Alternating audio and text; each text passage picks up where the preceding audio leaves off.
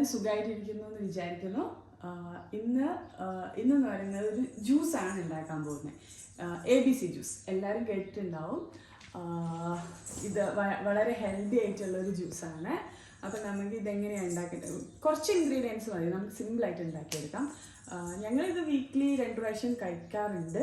അപ്പോൾ ഇത് ഭയങ്കര ഹെൽത്തിയാണ്, പ്രത്യേകിച്ച് ഈ കൊറോണ സമയത്തൊക്കെ ഇമ്മ്യൂണിറ്റി പവറൊക്കെ കൂട്ടാൻ വേണ്ടിയിട്ട് ഇത് നമ്മളെ ഹെൽപ്പ് ചെയ്യും. അപ്പോൾ നമുക്ക് നോക്കാം എന്തൊക്കെയാണ് ഇതിന് വേണ്ടതെന്ന്. ഓക്കെ, കണ്ടിട്ട് വരാം. അപ്പം നമുക്ക് ഈ ജ്യൂസ് ഉണ്ടാക്കിയെടുക്കാൻ വേണ്ടിയിട്ട് 3 ഇൻഗ്രീഡിയൻസ് ആണ് വേണ്ടത്. ഈ ABCൻ്റെ ഫുൾ ഫോം എന്താണെന്ന് വെച്ച് കഴിഞ്ഞാൽ A for apple, B for beetroot, C for carrot.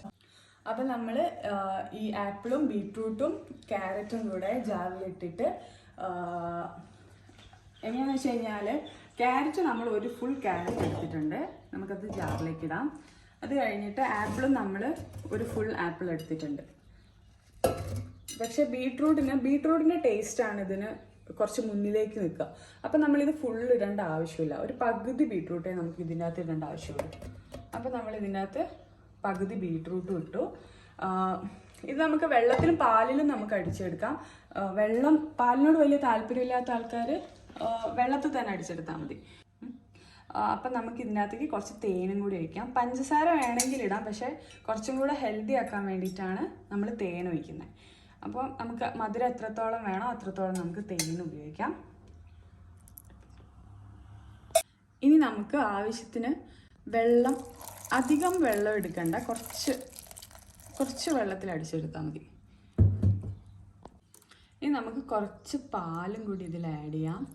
ഞങ്ങൾ രണ്ടും കൂടെ മിക്സ് ചെയ്തിട്ട് കുറച്ച് വെള്ളവും കുറച്ച് പാലും കൂടി, അപ്പോൾ നമുക്ക് പാലിൻ്റെ ഒരുപാട് ടേസ്റ്റ് ഇതിന് വരില്ല. അപ്പോൾ നമുക്കിതൊന്ന് മിക്സിയിൽ അടിച്ചെടുക്കാം. അപ്പോൾ നമ്മുടെ ജ്യൂസ് ഇവിടെ റെഡി ആയിട്ടുണ്ട്, നമുക്കൊരു ഗ്ലാസ്സിലേക്ക് ഒഴിക്കാം.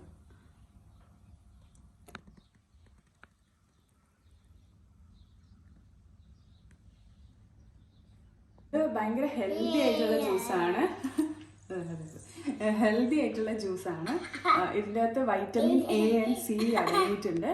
പിന്നെ ഇത് നമ്മളെ എന്തിനാ ഹെൽപ്പ് ചെയ്യുന്നത് വെച്ച് കഴിഞ്ഞാൽ നമ്മുടെ സ്കിന്നിന് നല്ല ഗ്ലോയും, പിന്നെ നമ്മുടെ സ്കിന്നിന് ചുളിവൊക്കെ വരാണ്ടിരിക്കാനും, അങ്ങനെ ചെയ്യാൻ കുറച്ച് സൗന്ദര്യവർദ്ധനം, അതിനു വേണ്ടി നമ്മൾ ഹെൽപ്പ് ചെയ്യും. പിന്നെ ഇത് ഡെയിലി